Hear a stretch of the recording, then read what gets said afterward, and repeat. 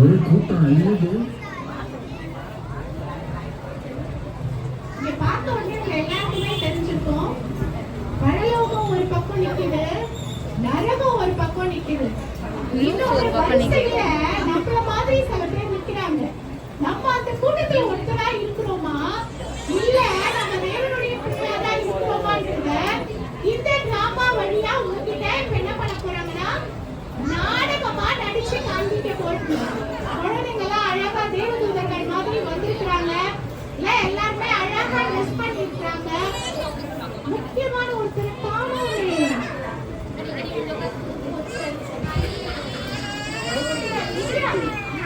Camera கிளியரா இருக்கா? இன்னைக்கு தெரிஞ்ச மைக்கேல் உங்க பேர் நான் ஜீவ புஸ்தகத்துல இருக்காங்க. வெறும் கம்மி தான். டேய் லாடியா விட்டாங்க. சரி விடு, நானே சம்பாதிச்சு வாங்கிக்கிறேன்.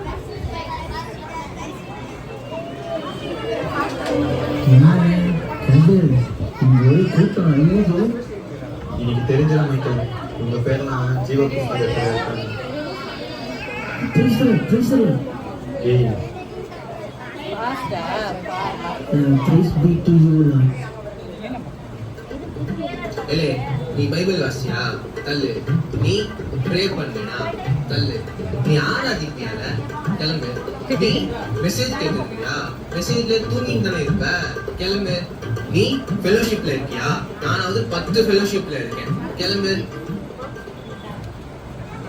ஆமா உன் ஒய்ஃபை கூப்பிட்டு வரல? போறதே போடுவோம், அவங்க அழுகையும் கவலையும் இல்லையா, அதான் விட்டு வந்துட்டேன்.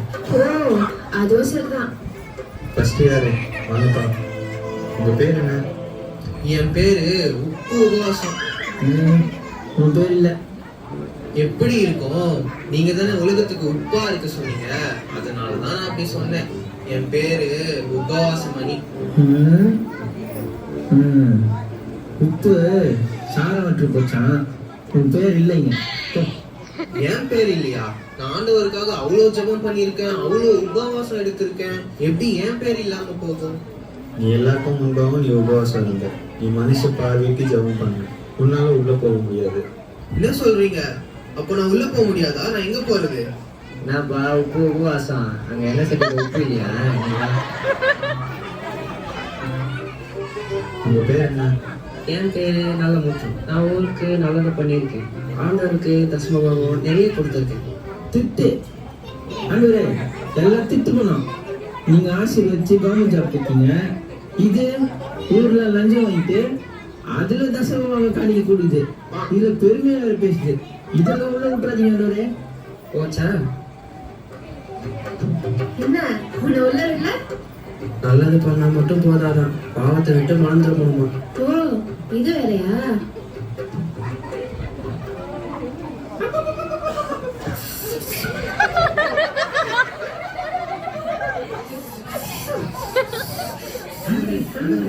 ஒண்ணுலப்பா பெர்ஃபார்மன்ஸ் இதெல்லாம் பழகிச்சு. பெர்ஃபார்மன்ஸா? ஏன் நீங்க இந்த கேஸை நான் பார்த்தீங்க இல்லம்மா. உன்னோட பேரை சொல்லு. என் பேரு ஜெகமணி. நிறைய ஜெபம் பண்ணுவேன், வாரத்தாலும் சர்ச்சுக்கு வருவேன், அந்நிய பாஷை கூட பேசுவேன். ஆண்டவரே, சர்ச்சில் அந்நிய பாஷை, கோழாடியில வேற பாஷை. ஐயோ, இவ்வளவு உள்ள விட்டுறீங்க.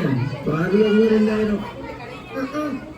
சரி என் பேர் இல்லைன்னா கூட பரவாயில்ல, என் எதிர் வீட்டுக்காரி பங்கஜம் அவ பேர் இருக்கா?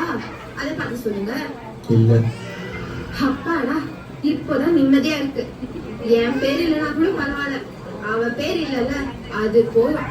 நரகத்துக்கு வாடி உன் வாய் கிழிச்சிடுற.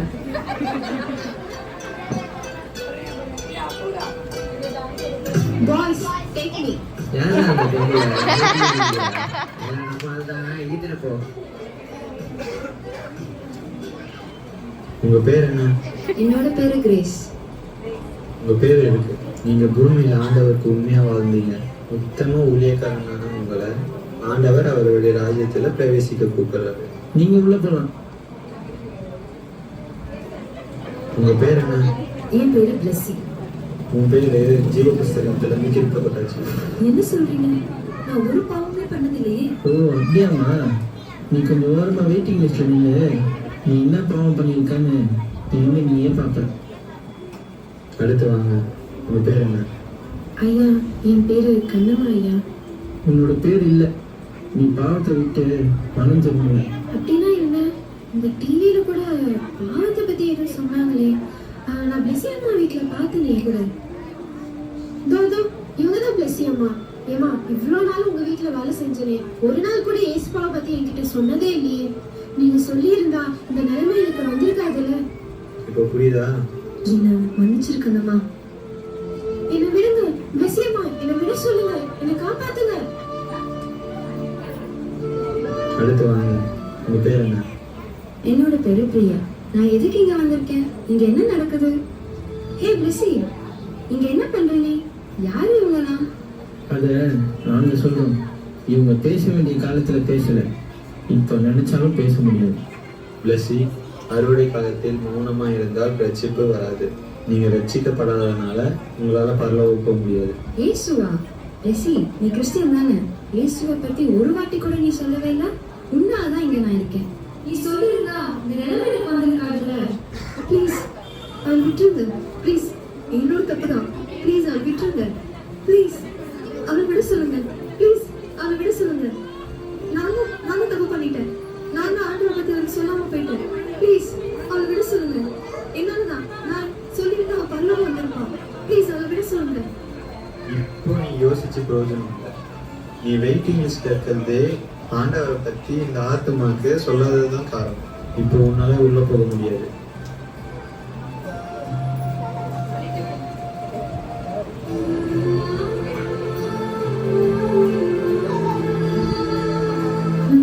பண்ணிடாதீங்க. சுவிசேஷம் நம்ம மேல விழுந்த கடமை. அது நம்ம தெரிவிக்கலன்னா நமக்கு ஐயோ. ஆண்டவரை பத்தி உங்க ஃப்ரெண்ட்ஸ் கிட்ட சொல்லிடுங்க. உங்க சொந்தக்காரங்க கிட்ட சொல்லிடுங்க. உங்க கூட வேலை செய்யறவங்க கிட்ட சொல்லிடுங்க. எல்லார்கிட்ட சொல்லிடுங்க. ப்ளீஸ் ப்ளீஸ் எல்லார்கிட்ட சொல்லிடுங்க.